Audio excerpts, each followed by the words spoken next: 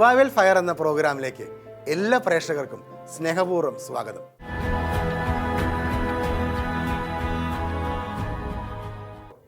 ക്രൈസ്തവ വിശ്വാസത്തിൻ്റെ ആഴങ്ങളിലേക്കും വിശാലതയിലേക്കും നമ്മെ നയിച്ചത് ദശകങ്ങൾക്ക് മുമ്പ് ആരംഭിച്ച നവീകരണ മുന്നേറ്റമാണ്. ലോകം മുഴുവൻ സഭയിലും സമൂഹത്തിലും വലിയ ചലനങ്ങൾ സൃഷ്ടിക്കുവാൻ നവീകരണ മുന്നേറ്റത്തിനായിട്ടുണ്ട്. കേരളത്തിൻ്റെ നവീന ചരിത്രത്തിലേക്ക് തിരിഞ്ഞു നോക്കുമ്പോൾ കുട്ടികൾക്കിടയിൽ പ്രവർത്തിക്കുന്നതിന് രൂപം കൊണ്ട മുന്നേറ്റമാണ് ക്രിസ്റ്റി.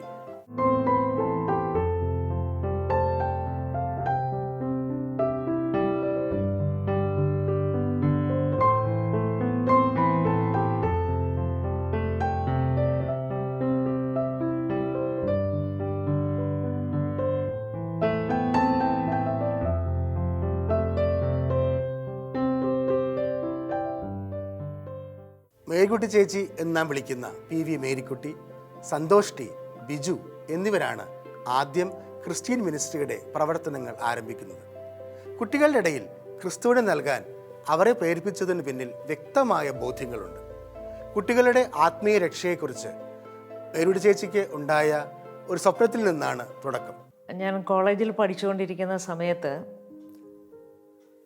കരസ്മാറ്റിക് നവീകരണ അനുഭവത്തിലേക്ക് വന്നു. അപ്പോൾ കുറച്ചുകൂടി പ്രാർത്ഥിക്കാനും കുറച്ചുകൂടി നന്മ ചെയ്യണമെന്നൊക്കെയുള്ള വലിയ ആഗ്രഹം മനസ്സിലുണ്ടായിരുന്നു. ആ ഒരു കാലഘട്ടത്തിലാണ് 1979 എനിക്ക് തോന്നുന്നത്, ഞാനൊരു സ്വപ്നം കണ്ടു. സ്വപ്നത്തിൽ ഒരു കേരളത്തിലെ ഒരു പഴയ ഹിന്ദു തറവാട്, ഒരു മന പോലെയുള്ള ഒരു സ്ഥലം, അതിൻ്റെ ബാക്ക്ഗ്രൗണ്ടിൽ ഞാൻ നിൽക്കുന്നതായിട്ടും 60ഓളം കുട്ടികൾ അവിടെ ചെറുതും വലുതുമായിട്ടുള്ളവർ കളിച്ചുകൊണ്ടൊക്കെ നിൽക്കുന്നു. അവരുടെ കൂട്ടത്തിൽ ഞാനുമുണ്ട്. പെട്ടെന്ന് ഒരു വന്യമൃഗം ഈ കുട്ടികളെ ആക്രമിക്കാനായിട്ട് വരുന്നതും അതിൽ നിന്ന് അവരെ രക്ഷിക്കാൻ വേണ്ടി ഞാൻ കുറേ കാര്യങ്ങൾ ചെയ്യുന്നതും സ്വപ്നമായിട്ട് ഞാൻ കണ്ടു. കുഞ്ഞുങ്ങളെ ഒരു വിസിലടിച്ചപ്പോൾ അവരിലെ മുതിർന്ന കുട്ടികൾ ഒരു കിടങ്ങിൻ്റെ അപ്പുറത്തേക്ക് വേഗം ഓടിപ്പോയി. പക്ഷെ ചെറിയ കുട്ടികളുണ്ടായിരുന്നു. അവരെന്നെ നോക്കി ഇങ്ങനെ രക്ഷിക്കുന്നു പറഞ്ഞ് നിൽക്കുന്ന പോലെ എനിക്ക് തോന്നി. അവസാനം അവരെ ഞാൻ എൻ്റെ തോളിലും കഴുത്തിലുമൊക്കെ ആയിട്ട് വെച്ച് ഞാൻ ആ കിടങ്ങിൻ്റെ അടുത്ത് ചെന്ന് ഈ കുഞ്ഞുങ്ങളെ അപ്പുറത്തേക്ക് ഒരു കുഞ്ഞ് തടിപ്പാലത്തിലൂടെ കടത്തണം. ഒരു പലകയാണ് അവിടെ പാലമായിട്ടുള്ളത്. പക്ഷേ ഞാൻ അപ്പുറത്തേക്ക് കടക്കാൻ ആ പലകയിൽ കൂടി കയറിയാൽ ഈ വന്യമൃഗം ഞങ്ങളെ ആക്രമിക്കുമെന്നും അപ്പുറത്തേക്ക് കടക്കുമെന്നും ഉറപ്പായപ്പോൾ കിടങ്ങിൻ്റെ അപ്പുറത്തെ സൈഡിലുള്ള കുട്ടികൾ വിവേകപൂർവം ആ പാലം, ആ കുഞ്ഞ് പലകപ്പാലം അവരവരുടെ സൈഡിലേക്ക് വലിച്ചു. പിന്നെ എനിക്ക് കുഞ്ഞുങ്ങളെ രക്ഷിക്കാൻ ഓരോ ഓപ്ഷനേ ഉണ്ടായിരുന്നുള്ളൂ. ഞാൻ ആ കിടങ്ങിലേക്ക് ഈ 3 കുഞ്ഞുങ്ങളെയും കൊണ്ട് ചാടുക. നോക്കി നിൽക്കാനോ ആലോചിക്കാനോ സമയമില്ലാതിരുന്നത് കൊണ്ടും കുട്ടികൾ രക്ഷപ്പെടണമെന്ന് ആഗ്രഹിച്ചതുകൊണ്ടും ഞാൻ അതിലേക്ക് ആ കുഞ്ഞുങ്ങളെയും കൊണ്ട് ചാടി. പിന്നീട് ഞാൻ കണ്ട കാര്യം വളരെ അത്ഭുതാവഹമായിട്ടുള്ള ഒന്നായിരുന്നു. ഈ യുവജനങ്ങളായിട്ട് അല്ലെങ്കിൽ ഇത്തിരി അതിലെ ടീനേജേഴ്സായിട്ടുള്ള മുതിർന്ന കുട്ടികൾ പെട്ടെന്ന് തന്നെ ഒരു മനുഷ്യച്ചങ്ങലയുണ്ടാക്കി. അതിലെ ഒരു മുതിർന്ന കുട്ടി ഒരു മരത്തേൽ അവൻ്റെ കൈ കോർത്ത് പിടിച്ചു. ആ കുട്ടിയുടെ കൈ മറ്റുള്ളവർ കോർത്ത് ഞാൻ ഈ കുഞ്ഞുങ്ങളെയും കൊണ്ട് കിടക്കുന്ന ആ കുഴിയുടെ അവിടം വരെയും അവരുടെ ആ ലൈൻ എത്തി. ഞാൻ ഈ കുഞ്ഞുങ്ങളെ ഉയർത്തി കൊടുത്തപ്പോൾ അതിലെ ഒരു മുതിർന്ന കുട്ടി ആ കുഞ്ഞിനെ കൈകളിലേക്ക് സ്വീകരിച്ച് അങ്ങനെ 3 പേരെയും രക്ഷപ്പെടുത്തി. സത്യത്തിൽ അത് കഴിഞ്ഞപ്പോൾ ഈ വന്യമൃഗത്തിന് എന്നോട് വലിയ ദേഷ്യമായിരുന്നു. എന്നെ ഉണ്ടക്കണ്ണൊക്കെ കാണിച്ചിങ്ങനെ വന്ന് എൻ്റെ നേരെ നോക്കി അലറുന്നൊക്കെ ഉണ്ടായിരുന്നു. എങ്കിലും കുട്ടികളെ രക്ഷിക്കാൻ സാധിച്ചതിലെ വലിയ സന്തോഷത്തോടു കൂടിയാണ് ഞാൻ ആ കുഴിയിൽ നിൽക്കുന്നത്. എനിക്ക് തന്നെ സ്വപ്നത്തിൽ കാണാൻ സാധിച്ചത്. പിന്നീട് കുഞ്ഞുങ്ങൾക്ക് വേണ്ടി പ്രാർത്ഥിക്കേണ്ടതിൻ്റെ പ്രാധാന്യം വ്യക്തമാക്കുന്ന ഒരു വചനം നിരന്തരം മേരിക്കുട്ടി ചേച്ചിയുടെ ശ്രദ്ധയിലേക്ക് കടന്നു വരുമായിരുന്നു. ആ വചനം തന്നെ പിന്തുടരുന്നതുപോലെ മേരിക്കുട്ടി ചേച്ചിക്ക് തോന്നി. എങ്കിലും ആദ്യമൊന്നും അതിൻ്റെ അർത്ഥം ചേച്ചിക്ക് മനസ്സിലായില്ല. ആ വചനം വിലാപങ്ങൾ 2:19 അതിൽ ഇങ്ങനെയാണ് പറയുന്നത്: രാത്രിയിൽ യാമങ്ങളുടെ ആരംഭത്തിൽ എഴുന്നേറ്റ് ഉറക്കെ നിലവിളിക്കുക, നാൽക്കവലകളിൽ വിശന്ന് തളർന്നു വീഴുന്ന നിൻ്റെ മക്കളുടെ ജീവന് വേണ്ടി ജലധാര പോലെ നിൻ്റെ ഹൃദയത്തെ ചൊരിയുക, കരങ്ങൾ ഉയർത്തി അവിടുത്തെ സന്നിധിയിൽ പ്രാർത്ഥിക്കുക. ഞാൻ ഈ വചനം വളരെ ആകാംക്ഷയോടുകൂടെ പലവരും പ്രാർത്ഥിച്ചു നോക്കി, ചിന്തിച്ച് നോക്കി, ധ്യാനിച്ച് നോക്കി. പക്ഷേ എനിക്കുള്ള വചനമാണെന്ന് സ്വീകരിക്കാൻ പോലും എനിക്ക് സാധിച്ചില്ല. കാരണം കേരളത്തിലെ ഒരു നാൽക്കവലയിലും ഒരു കുഞ്ഞു പോലും വിശന്ന് തളർന്നു വീഴുന്നത് ഞാൻ അതുവരെയും കണ്ടിട്ടില്ലായിരുന്നു. പിന്നീട് നിൻ്റെ മക്കളുടെ ജീവന് വേണ്ടി പ്രാർത്ഥിക്കുക. അപ്പം ഞാൻ വിചാരിച്ചു, എനിക്ക് കുട്ടികളില്ല, ഞാൻ പിന്നെ എന്തിനു പ്രാർത്ഥിക്കണം? പക്ഷേ വീണ്ടും വീണ്ടും വീണ്ടും ഈ സ്വപ്നവും ഈ വചനവും എന്നെ ഒന്നിച്ച് എൻ്റെ പിന്നാലെ വരുന്നത് പോലെ തോന്നിയപ്പോഴാണ് ഒരു ദിവസം ഞാൻ ഈശോയോട് ഇങ്ങനെ പറഞ്ഞു. വൈകുന്നേരം കിടക്കാൻ നേരം പ്രാർത്ഥിക്കുമ്പോൾ, ഈശോയെ, ഞാൻ എന്തിനും റെഡിയാണ്. ഇത് ഈശോ എനിക്കുള്ള സന്ദേശമാണെങ്കിൽ എന്നെ ഈ യാമങ്ങളുടെ ആരംഭത്തിൽ എഴുന്നേറ്റ് വരാൻ അങ്ങ് വിളിച്ചെഴുന്നേൽപ്പിക്കണം. കാരണം ഞാൻ ഒരു നന്നായിട്ട് ഉറങ്ങുന്ന ഒരാളാണ്. എനിക്കങ്ങനെ ഇടയ്ക്കൊന്നും എഴുന്നേൽക്കുന്ന അത് ചിന്തിക്കാൻ പോലും വയ്യാത്ത ഒരു കാലമായിരുന്നു അത്. പക്ഷേ അന്ന് രാത്രിയിൽ ഞാൻ പ്രാർത്ഥിച്ചിട്ട് കിടന്ന അന്ന് രാത്രിയിൽ 3 മണിക്ക് ദൈവം എന്നെ വിളിച്ചെഴുന്നേൽപ്പിച്ചു. പിന്നീട് അത് ഈ 3 ദശകങ്ങൾക്കപ്പുറത്തും എനിക്ക് പറയാൻ സാധിക്കും, ദൈവം കൃത്യമായിട്ട് അത് അങ്ങനെ ചെയ്തുകൊണ്ടിരിക്കുന്നു.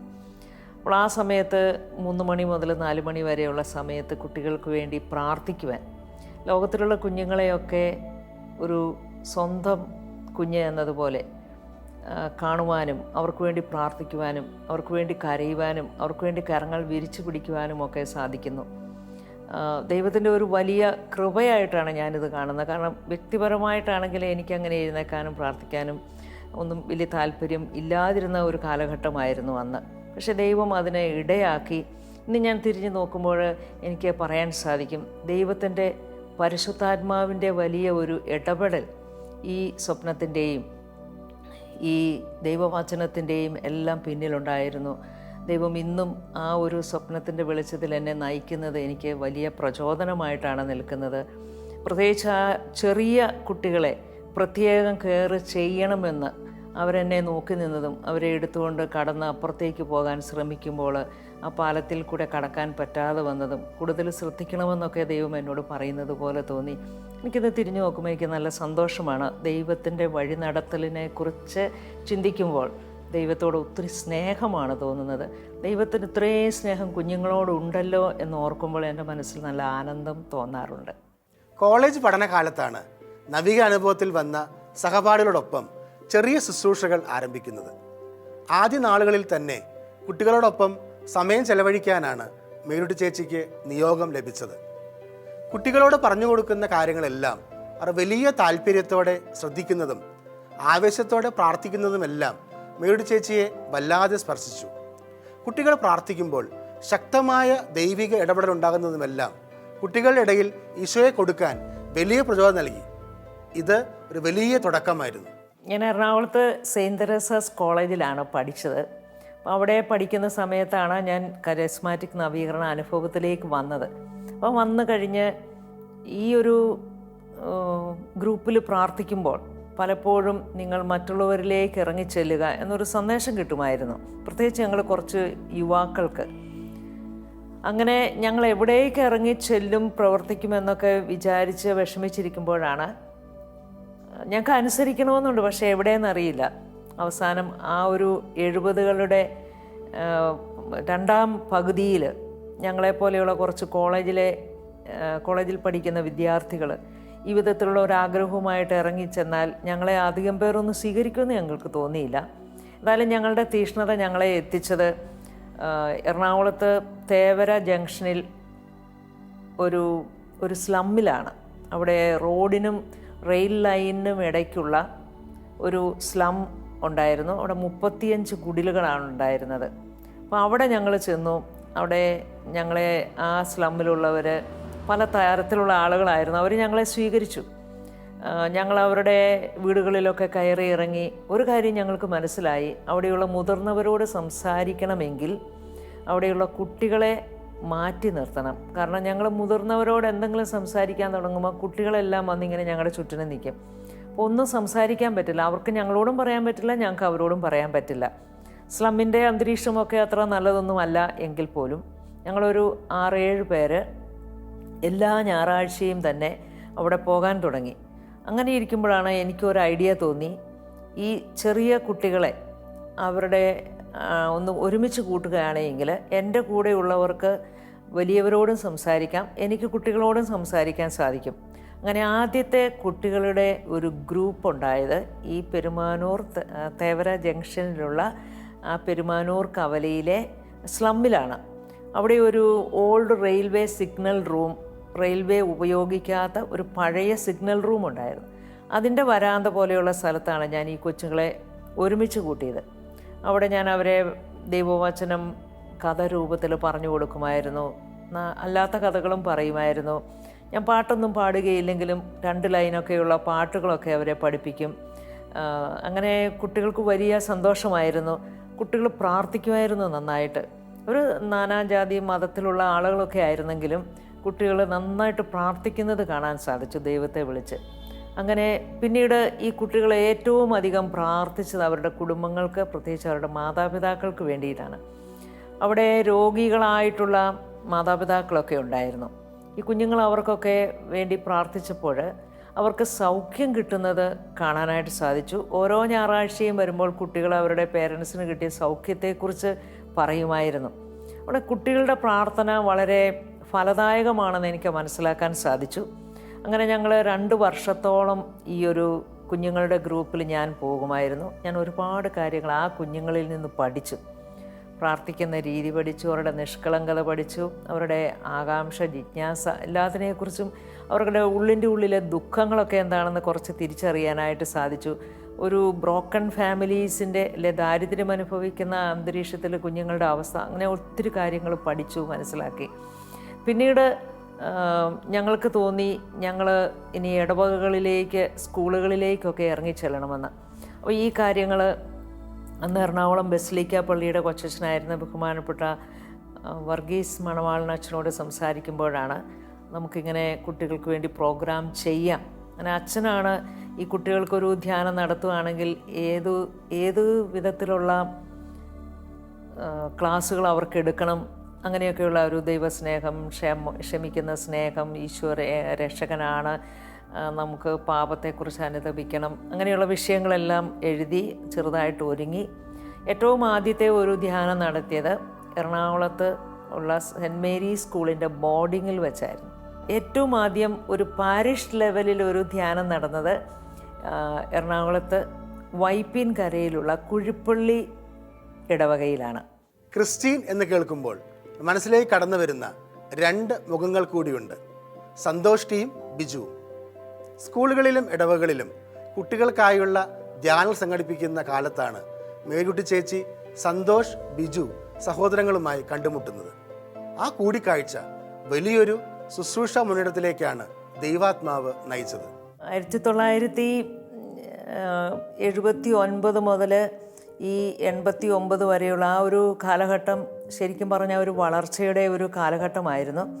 79 നമ്മൾ കുട്ടികളുടെ മിനിസ്ട്രി എന്ന രീതിയിലാണ് നമ്മൾ ഈ ശുശ്രൂഷ ചെയ്തുകൊണ്ടിരുന്നത്. കുട്ടികളുടെ ശുശ്രൂഷ, അല്ലെ കുട്ടികളുടെ മിനിസ്ട്രി, അല്ലെ കുട്ടികളുടെ ധ്യാനം എന്നൊക്കെയാണ് നമ്മൾ പറഞ്ഞുകൊണ്ടിരുന്നത്. എന്നാൽ കുറച്ച് നാളുകൾ മുൻപോട്ട് പോയി കഴിഞ്ഞപ്പോൾ നമുക്കിങ്ങനെ ധാരാളം പേരെ ധ്യാനത്തിൽ ആവശ്യമുണ്ടെന്നും, അതായത് കൂടുതൽ ടീം വേണമെന്നുള്ള, കാരണം അത്രയും ഡിമാൻഡ് ധ്യാനങ്ങൾക്ക് വരാൻ തുടങ്ങി. അപ്പോൾ ആ ഒരു കാലഘട്ടത്തിൽ 84, 85 കാലഘട്ടത്തിൽ ഒരു സെക്കൻഡ് ലൈൻ ലീഡേഴ്സിനെ ഡെവലപ്പ് ചെയ്യുന്നതിന് വേണ്ടി എറണാകുളത്ത് വെച്ച് ഒരു പ്രോഗ്രാം 4 മാസം കൂടുമ്പോൾ 3 ദിവസത്തെ ഒരു പ്രോഗ്രാം, ഒരു ട്രെയിനിങ് പോലെ ഞങ്ങൾ ചെയ്യുന്നുണ്ടായിരുന്നു.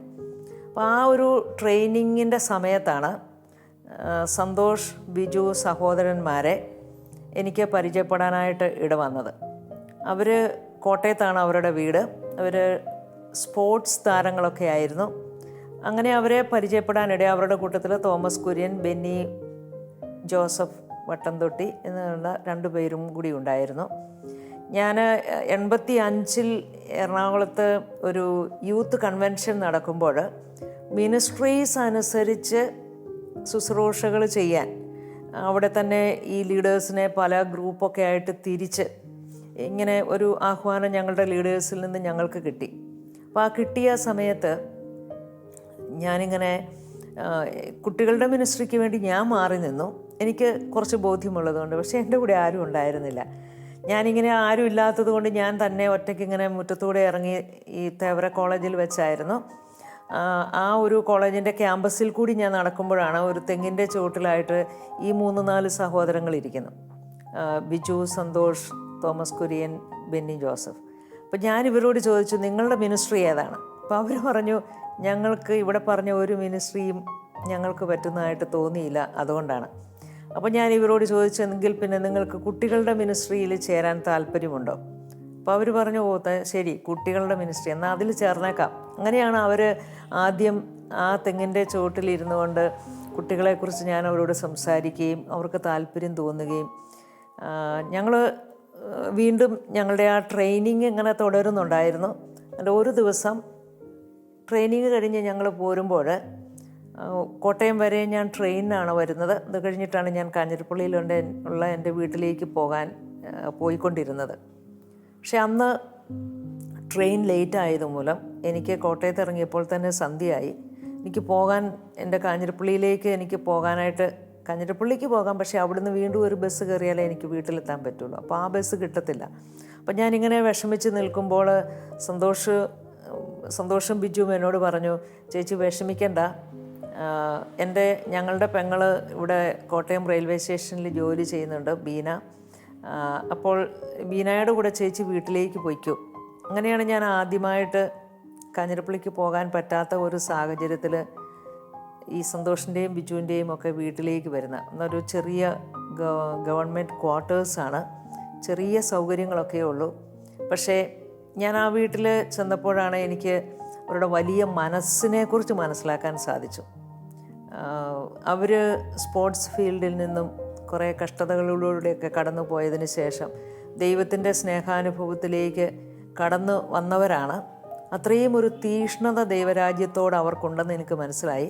ഞാൻ വീണ്ടും അവരുടെ ഭവനത്തിൽ പലപ്പോഴും സന്ദർശിക്കുകയും ചില മീറ്റിങ്ങുകളൊക്കെ കൂടാൻ അവരുടെ വീട്ടിൽ തന്നെ വരികയും ഒക്കെ ചെയ്തു. എനിക്ക് ഇന്ന് തിരിച്ചു പറയാൻ സാധിക്കും, കഴിഞ്ഞ 25 വർഷമായിട്ട് ഞാൻ അവരോടൊപ്പം അവരുടെ വീട്ടിൽ തന്നെയാണ് താമസിക്കുന്നത്. ദൈവരാജ്യവും അവിടുത്തെ നീതിയും അന്വേഷിക്കുന്നവർക്ക് ദൈവം ബാക്കിയെല്ലാം കൂട്ടിച്ചേർക്കപ്പെടും എന്ന് പറയുന്നത് പോലെ എനിക്ക് പ്രവർത്തിക്കുന്നതിന് ഏറ്റവും എളുപ്പമുള്ള രീതിയിൽ ദൂരെ പോകാതെ, ഡെയിലി എൻ്റെ വീട്ടിലേക്ക് പോയി തിരിച്ചു വരാൻ സാധിക്കാത്ത വിധത്തിൽ അവരുടെ ഭവനം എല്ലാ വിധത്തിലും എനിക്ക് സ്വന്തം വീട് പോലെയാണ്, സ്വന്തം കുടുംബാംഗത്തെ പോലെയാണ്. ഇപ്പോൾ ഞാൻ മാത്രമല്ല, എൻ്റെ അമ്മയും എൻ്റെ അനുജത്തിയും എന്നോടൊപ്പം അവരുടെ വീട്ടിൽ തന്നെയാണ് താമസിക്കുന്നത്. അങ്ങനെ ഒക്കെ ഒരു പക്ഷേ ലോകത്തിൽ കേട്ടിട്ടില്ലാത്ത ഒരു അവസ്ഥയൊക്കെ ആയിരിക്കാം. പക്ഷേ എനിക്ക് തോന്നുന്നു ദൈവം എല്ലാം കൂട്ടിച്ചേർക്കും. അത് ദൈവം കൂട്ടിച്ചേർക്കുമ്പോഴാണ് അത് വളരെ മനോഹരമാകുന്നത്. ഞാൻ ശുശ്രൂഷകൾക്കൊക്കെ പോകുമ്പോൾ എൻ്റെ അമ്മയെ നോക്കുന്നത്, ഏറ്റവും കാര്യമായിട്ട് നോക്കുന്നത് ബിജുവിൻ്റെ വൈഫും മക്കളുമൊക്കെയാണ്. എൻ്റെ അമ്മയും അതുപോലെ അവരെ സ്നേഹിക്കുന്നുണ്ട് എന്ന് എനിക്കറിയാം. വളരെ നല്ല ഒരു സ്നേഹ അന്തരീക്ഷത്തിൽ ഞങ്ങൾക്ക് ജീവിക്കാൻ സാധിക്കുന്നുണ്ട്. അതൊക്കെ ദൈവത്തിൻ്റെ വലിയ പരിപാലനയാണ് എന്നെനിക്ക് തോന്നുന്നു. ദൈവം എല്ലാം കൂട്ടിച്ചേർത്ത് തരുന്നതിൻ്റെ ഒരനുഭവം. പഠന നിലവാരം ഉയർത്താനും പരീക്ഷയിൽ വലിയ വിജയം നേടുന്നതിനും അങ്ങനെ ജീവിതത്തിൽ ഒരു ഉയർച്ചയിലേക്ക് വരുന്നതിനും വേണ്ടിയാണ് സന്തോഷ് ടി ധ്യാനം കൂടുന്നത്. എന്നാൽ ധ്യാനത്തിലൂടെ ജീവിത വിജയം നേടുന്നതിനേക്കാൾ ക്രിസ്തു നേടുന്നതായിരിക്കണം ഒരുവൻ്റെ ജീവിത ലക്ഷ്യമെന്ന് സന്തോഷ് ടി തിരിച്ചറിഞ്ഞു. തുടർന്ന് മറ്റൊരു ജീവിത ധ്യാനത്തിൻ്റെ അവസരത്തിൽ മേരിയുടെ ചേച്ചിയുമായി കണ്ടുമുട്ടി. അതോടെ മേരിയുടെ ചേച്ചിയോടൊപ്പം ശുശ്രൂഷകളിൽ സഹായിക്കാൻ തുടങ്ങി. ധ്യാനം കൂടിയാൽ പരീക്ഷയ്ക്ക് ജയിക്കും. അങ്ങനെ പരീക്ഷയ്ക്ക് ജയിക്കാൻ വേണ്ടിയാണ് ഞാൻ ധ്യാനം കൂടാൻ പോയത്. ഞാൻ ധ്യാനത്തിൽ പങ്കെടുത്തു. അവിടെ വെച്ച് ആദ്യമായിട്ട് ഞാൻ വചനം കേൾക്കാനും യേശുവിനെക്കുറിച്ച് കേൾക്കാനും പ്രാർത്ഥിക്കാൻ ഇടവന്നു. അവിടെ വെച്ച് എൻ്റെ ജീവിതത്തെ കർത്താവ് തൊട്ടു. എനിക്കൊരു മാനസാന്തര അനുഭവം ദൈവം തന്നു. 2 കൊരിന്ത്യർ 5:17 ഇപ്രകാരം വായിക്കുന്നു: ക്രിസ്തുവിലായിരിക്കുന്നവൻ പുതിയ സൃഷ്ടിയാണ്, പഴയത് കടന്നുപോയി, ഇതാ പുതിയത് വന്നു കഴിഞ്ഞു. അപ്പോൾ ഇവിടെ ഒരു പുതിയൊരു അനുഭവം എനിക്ക് ദൈവം ദാനമായി നൽകി. അതിനുശേഷം ഞാനിങ്ങനെ ഉള്ളിൽ ആഗ്രഹിക്കുമായിരുന്നു. പ്രോഗ്രാം കഴിഞ്ഞ സമയത്ത് ധ്യാനം കൂടി. എനിക്ക് പരീക്ഷയെ ജയിക്കാൻ സാധിച്ചില്ലെങ്കിലും യേശുവിനെ ലഭിച്ചു എന്നത് വലിയൊരു അനുഗ്രഹമായിരുന്നു. അപ്പോൾ ഞാൻ എൻ്റെ ചെറുപ്പം തൊട്ടേ ഇങ്ങനെ ചിന്തിക്കും. ഞാൻ ആ സമയത്ത് പ്രത്യേകം ചിന്തിക്കാൻ തുടങ്ങി, എൻ്റെ ശൈശവത്തിൽ തന്നെ, ചെറുപ്പത്തിൽ തന്നെ യേശുവിനെ അറിഞ്ഞിരുന്നെങ്കിൽ ഞാനിപ്പോൾ അനുഭവിച്ചുകൊണ്ടിരുന്ന കുറേ ബുദ്ധിമുട്ടുകൾ, പ്രയാസങ്ങൾ, ദുഃഖങ്ങൾ, പഠന മേഖലയിലെ തകർച്ചകൾ, ഉഴപ്പ്, ഇതെല്ലാം ഒഴിവാക്കി കൂടുതൽ നന്നായിട്ട് വളരാൻ സാധിക്കുമല്ലോ എന്ന്. എൻ്റെ ചെറുപ്പത്തിൽ എനിക്ക് ഒത്തിരിയേറെ വിഷമങ്ങളും പ്രയാസങ്ങളും ഉള്ളതുകൊണ്ട് അതിനെക്കുറിച്ച് ഞാൻ ചിന്തിക്കുമായിരുന്നു. അങ്ങനെ ഇരിക്കുകയാണ് ഞാൻ 83 ധ്യാന അനുഭവത്തിൽ വന്നു. അതിനുശേഷം ഒരു പ്രയർ ഗ്രൂപ്പിൽ കോട്ടയത്ത് ലൂർദ് പള്ളിയിലെ പ്രാർത്ഥനാ ഗ്രൂപ്പ് പോകാൻ തുടങ്ങി. അപ്പോഴൊന്നും എനിക്ക് ഒന്നും ചെയ്യാൻ അറിയത്തില്ല. പക്ഷെ ഉള്ളിൽ ആഗ്രഹമുണ്ട് ഈശോയ്ക്ക് വേണ്ടി എന്തെങ്കിലും ചെയ്യണം, കുട്ടികൾക്ക് വേണ്ടി എന്തെങ്കിലും ചെയ്യണം. അങ്ങനെ ഞാൻ ലൂർദ് പള്ളിയിലെ സൺഡേ സ്കൂളിൽ അന്നെ സഹായിച്ച പ്രിൻസിപ്പാൾ തൊമ്മിക്കുഞ്ഞ് അദ്ദേഹം എന്നെ വിളിച്ചിട്ട് പറഞ്ഞു, സന്തോഷ് സൺഡേ സ്കൂളിൽ പഠിപ്പിക്കാൻ. അങ്ങനെ ആദ്യമായിട്ട് ഞാൻ 84-85 സൺഡേ സ്കൂളിൽ 1-ാം ക്ലാസ്സിൽ പിള്ളേർക്ക് പഠിപ്പിക്കാൻ പോയി. എനിക്ക് ഭയങ്കര സന്തോഷമായിരുന്നു. പാഠപുസ്തകമൊക്കെ വെച്ച് 1-ാം ക്ലാസ്സിൽ യേശുവാണ് ദൈവം സ്നേഹമാകുന്നു. വാസ്തവത്തിൽ ആ കുഞ്ഞുങ്ങളെ പഠിപ്പിക്കുമ്പോഴും ഞാനും പഠിക്കുമായിരുന്നു. മറ്റൊന്നുമല്ല, എനിക്ക് 1-ാം ക്ലാസ്സിലൊന്നും സൺഡേ സ്കൂളിൽ ഒരു ക്ലാസ്സിലും പോകാൻ സാധിച്ചിട്ടില്ലായിരുന്നു. അങ്ങനെ ഇരിക്കുമ്പോഴാണ് ഞാൻ 85 മേരിക്കുട്ടി ചേച്ചി ഒരു GC യൂത്തിൻ്റെ മീറ്റിങ്ങിൽ വെച്ച് മേരിക്കുട്ടി ചേച്ചിയെ പരിചയപ്പെടുന്നത്. അങ്ങനെ ചേച്ചിയുടെ കൂടെ അതിനുശേഷം ധ്യാനങ്ങളിൽ സഹായിക്കാൻ പോകാൻ തുടങ്ങി. അങ്ങനെ ധ്യാനത്തിൽ അന്നൊക്കെ വല്ലപ്പോഴുമേ ധ്യാനമുള്ളൂ. അപ്പോൾ പാഠപുസ്തകം അന്ന് ഞാൻ ക്ലാസ് എടുക്കത്തില്ല, ഒന്നും ചെയ്യത്തില്ല, മനസ്സ് പ്രാർത്ഥന നടത്തും. പിന്നെ അന്ന് കുട്ടികളുടെ ധ്യാനത്തിലൊക്കെ ഇങ്ങനെ പാവകളെയൊക്കെ ഉണ്ട്, അതിനൊക്കെ സഹായിക്കാം. പക്ഷെ ഉള്ളിൽ ആഗ്രഹമുണ്ട് എന്തെങ്കിലും ചെയ്യുന്നത്. അങ്ങനെ 87 വന്നു. അങ്ങനെ ഒരു വർഷം കഴിഞ്ഞു. 87 ഞാൻ വീണ്ടും ഒരു പ്രോഗ്രാം കൂടിയപ്പോൾ എനിക്ക് മനസ്സിലായി കുട്ടികളുടെ പ്രവർത്തിക്കാനായിട്ടൊരു വിളി എനിക്കുണ്ടെന്ന്. അപ്പോഴും ഞാൻ മറ്റു മിനിസ്ട്രികളിൽ പോകാനായിട്ടുള്ള എനിക്ക് അഭിനയിക്കാൻ കഴിവില്ല, മറ്റ് കഴിവുകളൊന്നുമില്ല. അതുകൊണ്ട് ചേച്ചിയുടെ കൂടെ തന്നെ പോയിക്കൊണ്ടിരുന്നു. അങ്ങനെ 89 ഇവിടെ 88 അവസാനമായപ്പോഴാണ് കുട്ടികളുടെ ഒരു കൺവെൻഷനെക്കുറിച്ച് ചിന്ത വരുന്നത്. അപ്പോൾ അന്ന് കൺവെൻഷന് ചിന്ത വന്നപ്പോൾ ടീം കൂടി പ്രാർത്ഥിച്ചപ്പോൾ നമ്മളെ ഏൽപ്പിച്ചു മൊബിലൈസേഷൻ ചാർജ്. അങ്ങനെ അന്ന് സ്കൂളുകളിലൊക്കെ പോയി ക്രിസ്റ്റീൻ 89 എന്ന പേരിൽ ഒരു കൺവെൻഷൻ വരുന്നു. ആ കൺവെൻഷന് കുട്ടികളെ ഇൻവൈറ്റ് ചെയ്തുകൊണ്ട് സ്കൂളുകളെ പള്ളികളിലൊക്കെ പോയി പറയുക. അങ്ങനെയാണ് എൻ്റെ ചെറുതായിട്ട് ശുശ്രൂഷ ആരംഭിക്കുന്നത്. പ്രിയപ്പെട്ടവരെ, അന്ന് മുതൽ ഇന്ന് വരെയും ദൈവകൃപയാൽ മേരിക്കുട്ടി ചേച്ചിയുടെ കൂടെ ക്രിസ്റ്റീൻ മിനിസ്ട്രിയിൽ പ്രോഗ്രാം കോർഡിനേറ്ററായിട്ട് ശുശ്രൂഷ ചെയ്യാൻ ദൈവം കൃപ തന്നു. ഒരു കമ്മ്യൂണിസ്റ്റ് പശ്ചാത്തലത്തിലാണ് സന്തോഷും ബിജുവും വളർന്നു വന്നത്. യാദൃശ്ചികമായി ധ്യാനം കൂടിയപ്പോഴാണ് ദൈവാനുഭവം ഉണ്ടാകുന്നതും ക്രിസ്തുവിന് വേണ്ടി ജീവിക്കണമെന്ന് തിരിച്ചറിവുണ്ടാകുന്നതും. എങ്കിലും ക്രിസ്തുവിന് 1-ാം സ്ഥാനം നൽകി ജീവിക്കാൻ തീരുമാനമെടുത്തത് മറ്റൊരു സംഭവത്തോടെയാണ്. പിന്നീട് മേരിക്കുട്ടി ചേച്ചിയുമായി ഒന്നിച്ച് ശുശ്രൂഷ ചെയ്യാനും വഴിയൊരുങ്ങി. ഞാൻ എൻ്റെ 19ാമത്തെ വയസ്സിലാണ് ആദ്യമായിട്ടൊരു ധ്യാനം കൂടുന്നത്. ആ ധ്യാനത്തിലൂടെ എനിക്ക് യേശുവിനെ രുചിച്ചറിയുവാൻ, യേശുവിനെ എൻ്റെ രക്ഷകനും നാഥനുമായി സ്വീകരിക്കുവാൻ ദൈവം കൃപ ചെയ്തു. അതിനു മുമ്പ് പള്ളിയിൽ പോവോ മതപരമായ ചടങ്ങിലൊന്നും ഞാൻ സംബന്ധിച്ചിരുന്നില്ല. തികച്ചൊരു നിരീശ്വരവാദിയായിട്ടാണ് ജനിച്ച് വളർന്നത്. പ്രത്യേകിച്ചൊരു കമ്മ്യൂണിസ്റ്റ് പശ്ചാത്തലത്തിലാണ് ഞാൻ വളർന്നതുമെല്ലാം. ആ ധ്യാനാനുഭവത്തിലൂടെ ഞാൻ പ്രാർത്ഥിക്കുവാനും ബൈബിൾ വായിക്കുവാനും ഒക്കെ തുടങ്ങി. അപ്പോൾ ഞാൻ എൻ്റെ സുഹൃത്തുക്കളോട് എൻ്റെ ഈ ഒരു എക്സ്പീരിയൻസ് പങ്കുവയ്ക്കുമായിരുന്നു. അവർ പറഞ്ഞു, നിന്നെ 5 ദിവസം പിടിച്ചിരുത്തി ബ്രെയിൻ വാഷ് ചെയ്തതാണ്. പക്ഷേ ധ്യാന കേന്ദ്രത്തിൽ ലഭിച്ച എക്സ്പീരിയൻസ് എനിക്ക് റിജക്റ്റ് ചെയ്യുവാനായിട്ട് സാധിക്കുകയില്ലായിരുന്നു. ഞാൻ പ്രാർത്ഥിക്കാൻ തുടങ്ങി, ദൈവമേ അവിടെ നിന്ന് ജീവിക്കുന്നു എന്നുള്ള യാഥാർത്ഥ്യമാണെങ്കിൽ എന്നെ ബോധ്യപ്പെടുത്തരണമേ. അങ്ങനെ ഞങ്ങൾ സുഹൃത്തുക്കൾ കൂടി തിരുവനന്തപുരത്ത് പോയ വഴിയിൽ ഞങ്ങൾ കോവളത്ത് കടലിൽ കുളിക്കുവാനായിട്ട് പോയി. അവിടെ കുളിച്ചുകൊണ്ടിരുന്ന സമയത്ത് ഞാനൊരു തിരച്ചുഴിയിൽപ്പെട്ടു. ഈ ചുഴിയിൽപ്പെട്ട് അതിൻ്റെ അപകടം തിരിച്ചറിഞ്ഞു കഴിഞ്ഞപ്പോൾ രക്ഷപ്പെടുവാനായിട്ട് ശ്രമിച്ചു. പക്ഷേ രക്ഷപ്പെടുവാനായിട്ട് സാധിക്കാത്തൊരവസ്ഥ, മരണത്തെ മുഖാമുഖം കണ്ട അവസ്ഥ. പെട്ടെന്നാണ് ഞാൻ ധ്യാനകേന്ദ്രത്തിൽ വെച്ച് അച്ഛൻ പറഞ്ഞ കാര്യങ്ങൾ ഓർക്കുന്നത്. അപ്പോൾ ആ ഒരു അച്ഛൻ്റെ ശബ്ദം എൻ്റെ കാതിൽ മുഴങ്ങി. ഞാൻ യേശുവേ സ്തുതി, യേശുവേ നന്ദി എന്ന് ഉറക്കെ ദൈവത്തെ സ്തുതിച്ചുകൊണ്ടിരുന്നു. ഈ വെള്ളത്തിൽ താന്നുകൊണ്ടിരുന്ന അവസരത്തിലാണ് അപ്പോൾ എൻ്റെ ശരീരത്തിൽ ഒരു ഇലക്ട്രിക് ഷോക്ക് അടിക്കുന്ന പോലത്തെ ഒരു അനുഭവം ഉണ്ടായി. ഞാൻ ഇവിടുന്ന് ഒരു ശക്തി കൈയും കാലും കുഴഞ്ഞ് വെള്ളത്തിൽ താന്നിരുന്ന എനിക്ക് ഇവിടുന്ന് ഒരു ശക്തി എനിക്ക് ലഭിച്ചു. വീണ്ടും ഞാൻ തുഴഞ്ഞ് എൻ്റെ തല മേളിൽ വന്നു. അത്ഭുതകരമായിട്ട് വലിയൊരു തിര വന്ന് എന്നെ കരയ്ക്ക് കോരിയിട്ടൊരു അനുഭവമായിരുന്നു. അവിടെ വെച്ച് എനിക്ക് 100% ബോധ്യപ്പെട്ടു യേശു ഇന്ന് ജീവിക്കുന്നു എന്നുള്ള യാഥാർത്ഥ്യമാണെന്നുള്ളത്. അങ്ങനെ ഒരു രണ്ടാം ജന്മം ദൈവം എനിക്ക് നൽകി. ആ രണ്ടാം ജന്മം പൂർണ്ണമായിട്ട് ഞാൻ ദൈവത്തിന് സമർപ്പിച്ചു, എൻ്റെ കർത്താവിന് ഞാൻ സമർപ്പിച്ചു. അതിനുശേഷം ഞാൻ എൻ്റെ ജീവിതത്തിൽ 1-ാം സ്ഥാനം കർത്താവിന് കൊടുത്തു. സുഹൃത്തുക്കളെയും ബന്ധത്തിലുള്ളവരെല്ലാം എങ്ങനെയും സംഘടിപ്പിച്ച് ധ്യാനത്തിന് വിടുക, പ്രയർ ഗ്രൂപ്പുകൾ തുടങ്ങുക. അങ്ങനെ സജീവമായിട്ട് പ്രവർത്തിച്ചു. ജീസസ് യൂത്തിലൊക്കെ വളരെ ആക്റ്റീവായിട്ട് എനിക്ക് KYCT മെമ്പറൊക്കെ ആയിട്ട് പ്രവർത്തിക്കുവാൻ ദൈവം കൃപ ചെയ്തു. ആ സമയത്ത് കോട്ടയം സോണിൻ്റെ കോർഡിനേറ്റർ എന്നുള്ള ഉത്തരവാദിത്വവും ബഹുമാനപ്പെട്ട മഞ്ഞാക്കളശൻ്റെ കൂടെ പ്രവർത്തിക്കുവാനുള്ള ഭാഗ്യവും ലഭിച്ചു. അങ്ങനെ പ്രവർത്തിച്ചുകൊണ്ടിരിക്കുന്ന സമയത്താണ്, ജീസസ് യൂത്തിൽ പ്രവർത്തിച്ചുകൊണ്ടിരിക്കുന്ന സമയത്താണ് മേരിക്കുട്ടി ചേച്ചിയായിട്ട് പരിചയപ്പെടുവാനും ഒക്കെ ഇടയായത്. അങ്ങനെ പലപ്പോഴും ഫസ്റ്റ് ലൈൻ്റെ എമ്മൗസിലുള്ള ഫസ്റ്റ് ലൈൻ്റെ മീറ്റിംഗ് കഴിഞ്ഞ് KYCT മീറ്റിംഗ് കഴിഞ്ഞ് വരുമ്പോൾ പലപ്പോഴും ലേറ്റ് ആകുമായിരുന്നു. അങ്ങനെ മേരിക്കുട്ടി ചേച്ചി ഞങ്ങളുടെ വീട്ടിൽ തന്നെ പലപ്പോഴും താമസിക്കുവാനിടയായിട്ടുണ്ട്.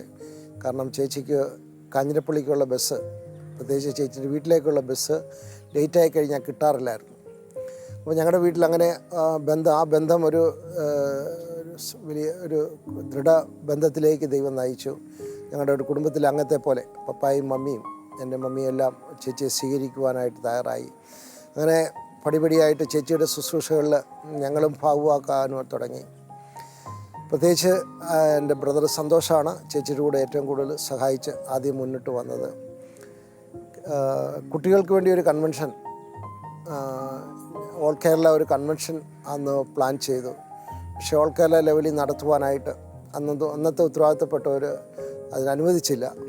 അപ്പോൾ ഞങ്ങളിങ്ങനെ കോട്ടയത്ത് വെച്ച് നടത്തുന്നതിനെക്കുറിച്ച് ആലോചിച്ചു.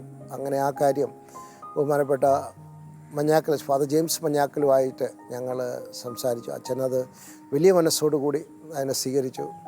അങ്ങനെ കോട്ടയം സോണിന് വേണ്ടി മാത്രം പ്ലാൻ ചെയ്ത കുട്ടികളുടെ ഒരു കൺവെൻഷനായിരുന്നു. അതിന് ഒരു പേര് കണ്ടെത്തുവാനായിട്ട് ബഹുമാനപ്പെട്ട ജോസ് നവാസച്ചനിലൂടെ, മോൺസിഞ്ഞൂർ ജോസ് നവാസച്ചനിലൂടെ ദൈവം തന്നൊരു പേരാണ് ഈ ശുശ്രൂഷയ്ക്ക് ക്രിസ്റ്റീൻ എന്നുള്ളത്. അങ്ങനെ ആ കുട്ടികളുടെ കൺവെൻഷൻ ക്രിസ്റ്റീൻ എന്നറിയപ്പെടുവാനായിട്ട് തുടങ്ങി.